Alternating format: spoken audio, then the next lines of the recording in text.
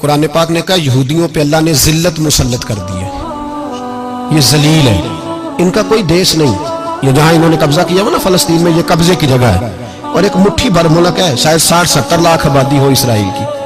اگر امریکہ اس کی مدد نہ کرے تو اسرائیل قائم نہیں رہ سکتا، اور اس کے گرد 12-14 اسلامی ملک ہیں۔ بیت المقدس مسجد اقصیٰ معمولی جگہ نہیں، حضور نے فرمایا 3 سفر کرو تو سمجھنا ہم عبادت کر رہے ہیں۔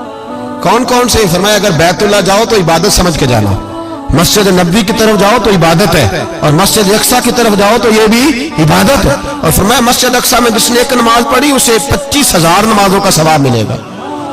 اور میرے رسول پاک نے یہ وہ مسجد ہے جس کے ساتھ معراج شریف جڑا ہوا ہے۔ قرآن پاک نے کہا کہ اس مسجد میں سبحان اللہ اسریٰ بعبدہ لیلا من المسجد الحرام الی المسجد الاقصیٰ۔ مسلمانوں، قرآن کہتا ہے کہ تمہارے معراج کی شان رسول پاک کی مسجد اقصیٰ سے جڑی ہے۔ جس محبوب کو رب معراج کرائے تو مسجد اقصیٰ میں لا کے کرائے۔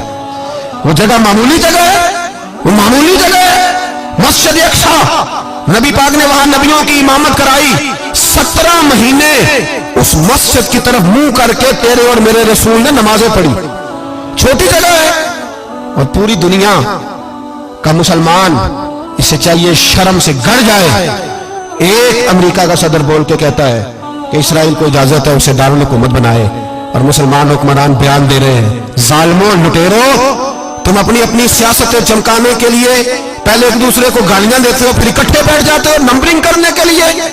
تم دین کے اس مسئلے میں سارے اکٹھے کیوں نہیں بیٹھے؟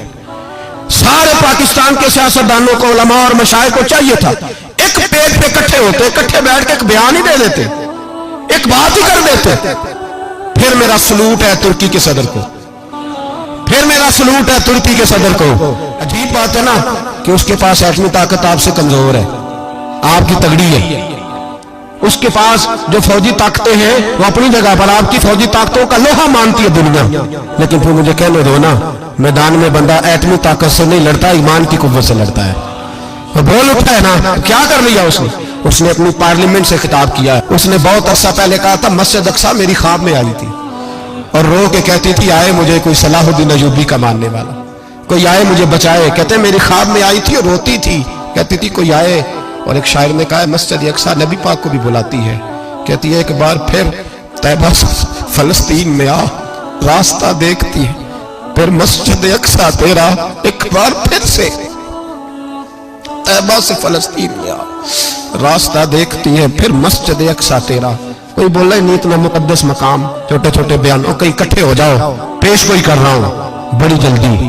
اس امریکہ کو لوگ ٹوٹتا ہوا دیکھیں گے، اس سے بکھرتا ہوا دیکھیں گے، اس سے لرزتا ہوا دیکھیں گے، اس لیے کہ مقابلے رب رسول سے اتنے آسان نہیں۔